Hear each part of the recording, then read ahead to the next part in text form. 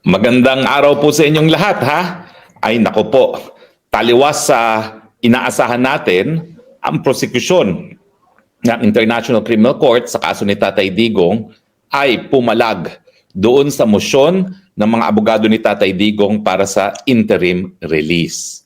Ano ba itong interim release na ito? Well, ang interim release po yung panandaliang pagpapalaya sa akusado pero hindi naman siya nagkakaroon ng tunay na kalayaan, no? Kumbaga parang house arrest. Siya ay hindi madetenay sa isang detention facility, sa isang bahay, pero limitado pa rin ang kanyang movements at magkakaroon ng mga kondisyones. Now, ilan sa mga kondisyones na umayag o sinumite ng mga abogado ni Tatay Digong ay ang makakabisita lang sa kanya ay mga pamilya, no?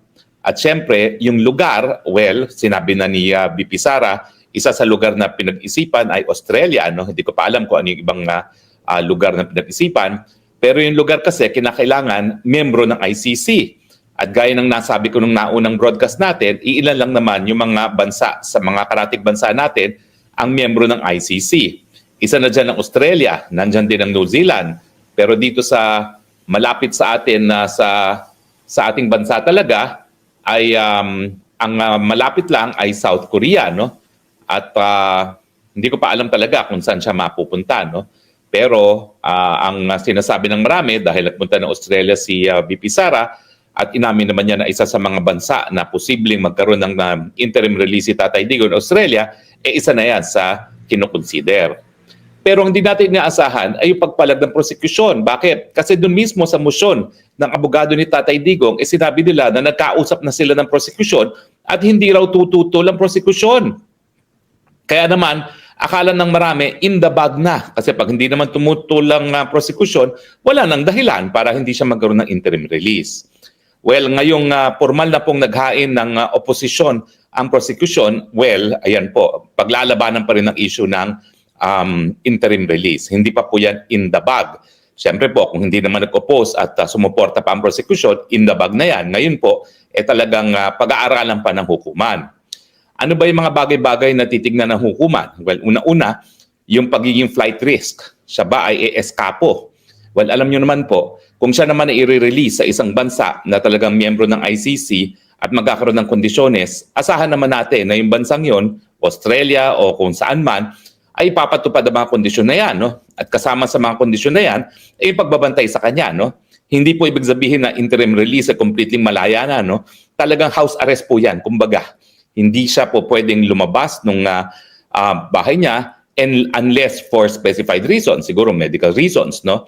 At yung mga bisita niya ay dun nga sa hinain ng abogado ni Tatay Digong, ang bisita niya ay limitado lamang sa mga kapamilya. Pangalawa is meron bang possibility na siya ay gumawa pa ng krimen? Well, marami talaga dun sa nag-react doon sa petisyon o doon sa motion ng abogado ni Tatay Digong kasi nakasulat doon, will not commit crimes, no? Well, yan naman po yung requirement na sabihin. Hindi naman po yung pag-amin, no? Hindi talaga yung inaamin, pero siyempre, pag binasa mo, parang pag-aamin. Ang sinasabi lang dyan ay, pag ikaw ay naka-interim release, wala kang krimen na magagawa or posibleng gawin or gustong gawin, no? So, sinasabi lang na magiging law-abiding ka. Bagamat yung pagsulat talaga doon sa papel ng mga abogado ay para nagbibigay ng impresyon na umamin na, no? Hindi naman po. Yan po isang requirement lang ng Rome Statute kaya kinakailangan ulitin at sabihin in fairness, no? Pangatlo, may posibilidad ba na siya ay mag-i-influence doon sa mga testigo, mananakot, o di naman kaya pakikialaman ng mga ebidensya, yung tampering of evidence, no? Siguro naman po pag malayo na ang Tatay Digong at hindi naman nasa Pilipinas, lahat ng testigo ay either nasa Hague or nasa Pilipinas, wala naman pong influensya na si Tatay Digong. No? So, sa madaling salita, ano ba ang tingin ko? Well, ang tingin ko po, unang-una, hindi naman po siguro flight risk ng isang 80 anyos. At sa totoo lang po, kung gusto lang na tumakas ni Tatay Digong, matagal na niyang ginawa yan. Kasi alam niyo naman dito sa Europa, hindi gaya sa Pilipinas, na ang mga pulis ay lahat armado. Dito, hindi naman, no? Pero si Tatay Digong bilang isang abogado, talagang humaharap siya sa proseso, no? Hindi siya nag-shortcut. Siguro nga, to a fault, no? So sa tingin ko, talagang hindi siya flight risk. At saka, ano ba naman magagawa pa na 80 anyos on his own? Hindi nga kaya maglabat, magluto para sa sarili niya, tatakas pa, no? At syempre, yung mga pagbibisita, limitado lamang sa mga close members of the family at inoobserbahan pa, binabantayan pa, pinakikinggan pa. So paano siya magpaplano ng pagtatakas niya, no? Wala namang pagkakataon, walang oportunidad na magplano ng kanyang pagtatakas. O, pangalawa, meron ba siyang krimen na gagawin? Naninindingan nga tayo na walang krimeng ginawa ang Tatay Digong. Alam niyo yung crimes against humanity, ang definition niyan is either widespread or systematic attack against civilian populations knowing that it is being directed against civilian populations. Tagalogin natin. Malawakan or systematic na pag-atake sa mga civilian na nalalaman na ang tinatarget ay mga civilian dahil sila ay civilian. O kung titignan mo yung war on drugs, hindi naman po yan tinatarget ang kahit sino dahil sila ay civilian. Kung meron mang mga collateral damage dyan, yan ay dahil nga meron mga dahilan ang ating kapulisan para gumamit ang dahas. At kung wala ngang dahilan, napaparusahan naman ang hukuman natin.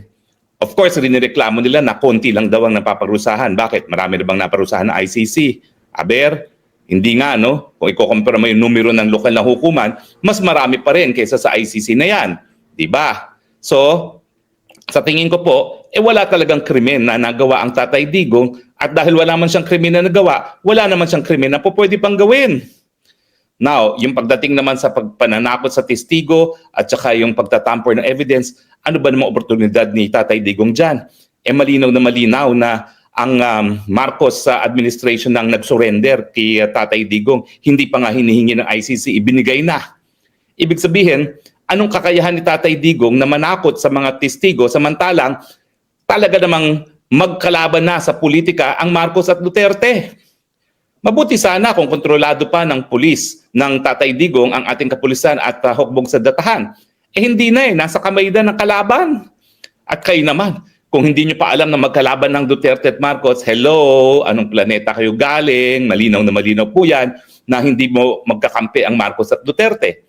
So kapag hindi mo kasi kontrolado yung gobyerno, wala kang magagawang pananakot, wala kang magagawa ng tampering of evidence. So sa tingin ko, dapat pa rin mabigyan ng interim release. Bagamat sa tingin ko, hindi yan ang gusto talaga ni Tatay Digong. Ang gusto ni Tatay Digong, umuwi na ng Pilipinas at husgahan ng lokal na hukuman kung meron talaga siyang pagkakasala na dapat siya managot. No? Hindi yung interim release na yan. Bagamat, iniisip ko naman, siguro, yung atmosphere na ikaw ay nakatira sa bahay, mas mabuti kaysa dun sa atmosphere na nakatira ka sa isang detention facility. Bagamat ito nga pong detention facility ni Tatay Digong ay tinatawag na Hilton of Prisons kasi wala pong rehas dyan. Wala pong hinahalikan na rehas yan. So yan po ay parang dormitoryo, no? At malaki yung espasyo, merong garden, pwede sila maglakad-lakad, hindi lang sila makakalabas talaga ng detention facility at hindi po pwedeng magkaroon ng kahit sino na bisita. Na ganun din naman mangyayari kung siya ay merong interim release. Now, anong tingin ko ba? Well, alam nyo ang track record, lahat po ng akusado ng war crimes at crimes against humanity dyan sa ICC, hindi po nabigyan ng interim release. Hindi po yan makatarungan. Bakit? Hindi pa naman nagkakasala, hindi pa napapatunayan na nagkasala akusado. Kita niyo to, 6 na buwan na bago magkaroon man lang ng confirmation of charges. Ulitin ko po yung confirmation of charges, doon pa lang magsisimula ang proseso na magbigay ng ebidensya para malaman ng hukuman kung merong probable cause. Meanwhile, nakakulong na si Tatay Digong na 6 na buwan. At itong Hulyo nga, 4 na buwan na siyang nakakulong. More than 100 days na. So hindi po talaga makatarungan yung sistema na pinapatupad ng ICC. Kulong ka muna bago pa mapatunayan kung merong probable cause para ikaw ay litisin. Afterwards, alam niyo po yung 6 months na yan, yung September na confirmation of charges. Diyan pa lang magsisimula ng pagsusumite ng ebidensya.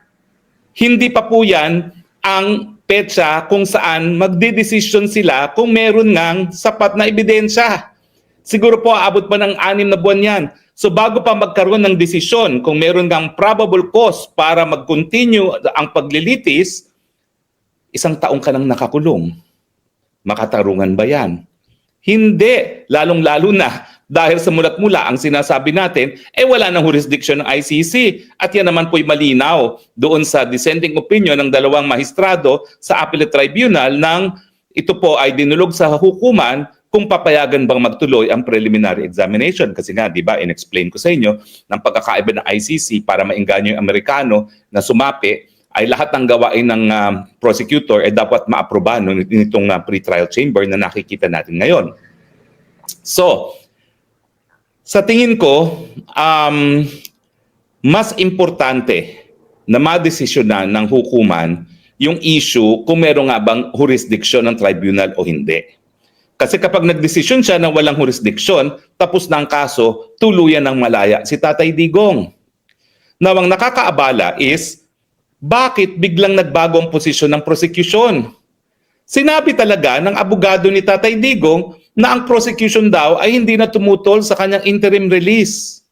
Nung nabasa ko yan sa kanyang pleading, ang naisip ko, baka kumbinsado yung prosecution na wala talagang jurisdiction. Kasi hindi naman siya yung prosecutor na nagsampa ng kaso o nag-request ng warrant of arrest labang kay Tatay Digong, yung pinalitan niya. At yung pinalitan niyang babaeng prosecutor na galing sa Africa, ang pagpupula doon sa babaeng yon ay puro African lang ang kanyang kinakasuhan. At dahilan nga kung bakit ang buong African Union ay kamuntik nang bumitiw at nagbabanta pa rin bumitiw dahil selective justice daw. Puro African lang ang linilitis. So para mapatunayan na hindi lang African sa kanyang hinahabol, ayan, nagsampa ng kaso laban sa isang non-African, yun naman ang napili niya ay si Tatay Digong. Para lang patunayan na walang katuturan yung pula sa kanya ng kapwa niyang Aprikano na pinupuruhan lang niya yung kapwang Aprikano. So, mas mabuti talaga na aktuhan na ng hukuman yung issue ng jurisdiction. Kasi kapag no jurisdiction, hindi na talaga magtutuloy pati ang confirmation of charges. At ang jurisdiction naman, pwede yung ilabas at any stage of the proceedings.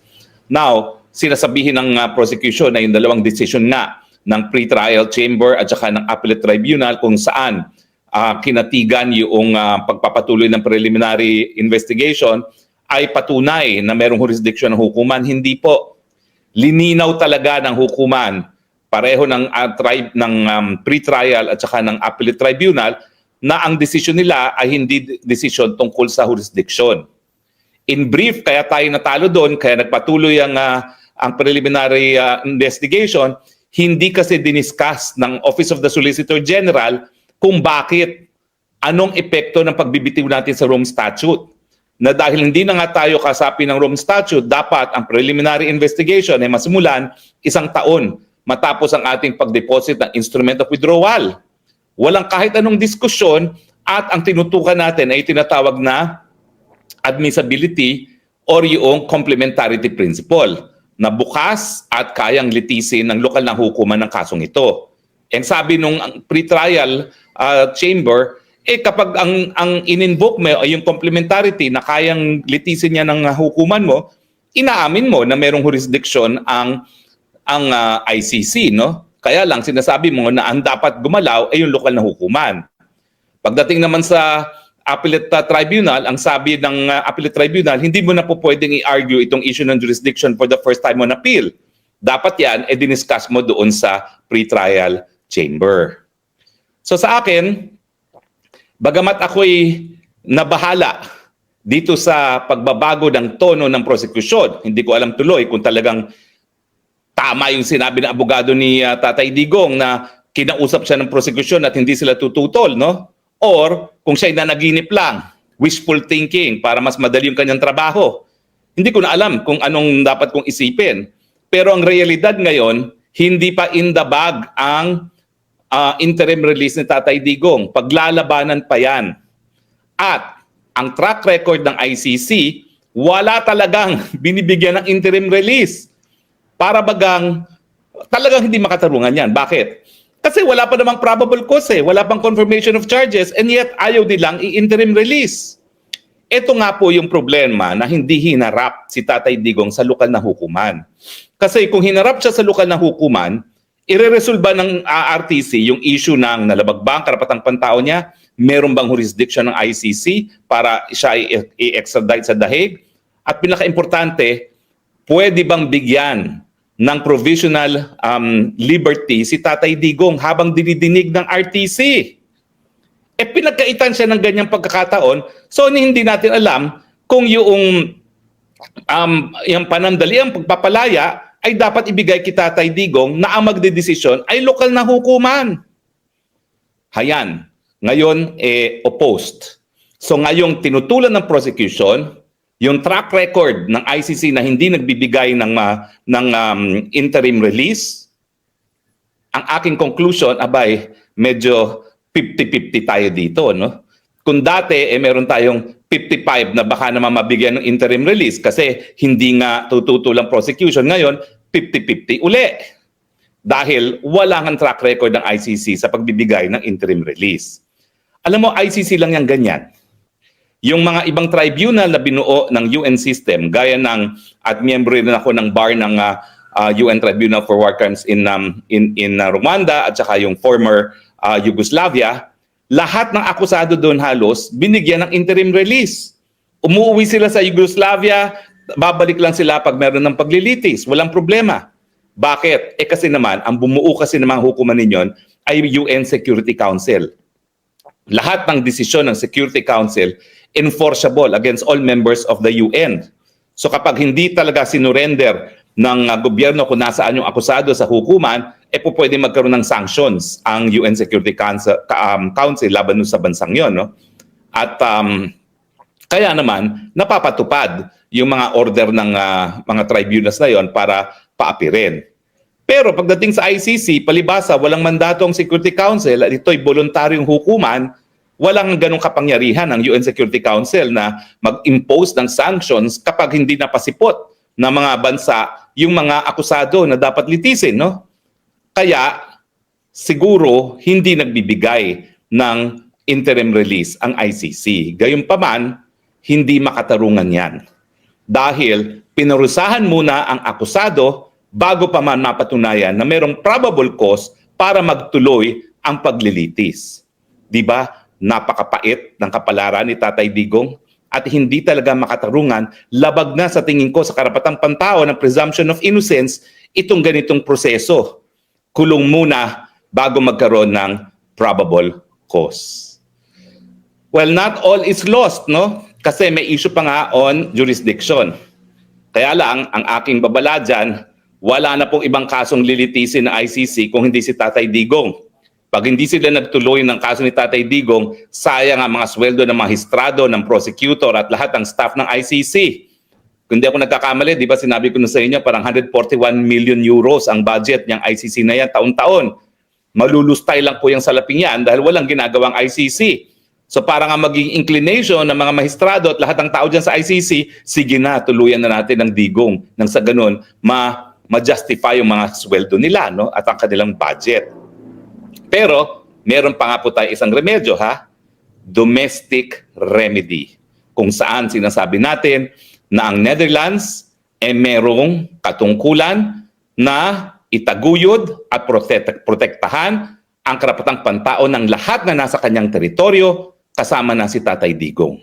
Kaya nga kung mapapatunayan na siya ay kinidnap dahil hindi siya pinresenta sa hukumang Pilipino bago mapadala sa ICC, merong obligasyon ang Netherlands na itigil ang paglabag sa karapatang pantao ni Tatay Digong. Papaano?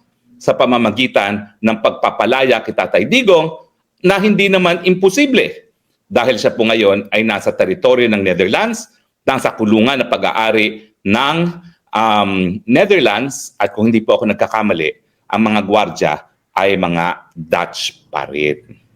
At saka na natin sasabihin ko ano talaga yung prayer natin na dyan sa domestic legal remedy na yan, antayin na natin ang pagsampa ng kasong yan kasi tingin ko naman maisasampa na yan sa lalong mabilis na panahon, lalo na ngayon na malinaw na taliwas sa sinabi ng abogado ni Tatay Digong, talagang tinutulan ng prosekusyon itong motion para nga sa temporary na pagpapalaya kay Tatay Digong.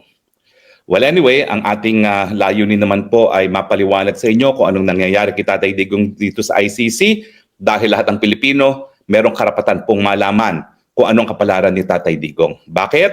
dahil kababayan po natin siya ng kanyang karapatang kapantao ay nalabag. At pangalawa, dahil nga po siya ay kinidnap, linabag po ang soberenya ng Pilipinas. So lahat po ng Pilipino, tayo po ang private offended party dahil linabag nila ang soberenya ng Republika ng Pilipinas nang kinidnap nila si Tatay Digong. So sana po, alamin natin kung ang pangyayari dito sa Dahig dahil lahat ng Pilipino may pake sa kapalaran ni Tatay Digong. Maraming salamat po sa inyong patuloy na pagtangkilik. Ito po inyong Spoksnagbayan muli, nagsasabing, I love you Philippines. You're the only country that I have. You're the only country that I love. God bless the Philippines. Bye!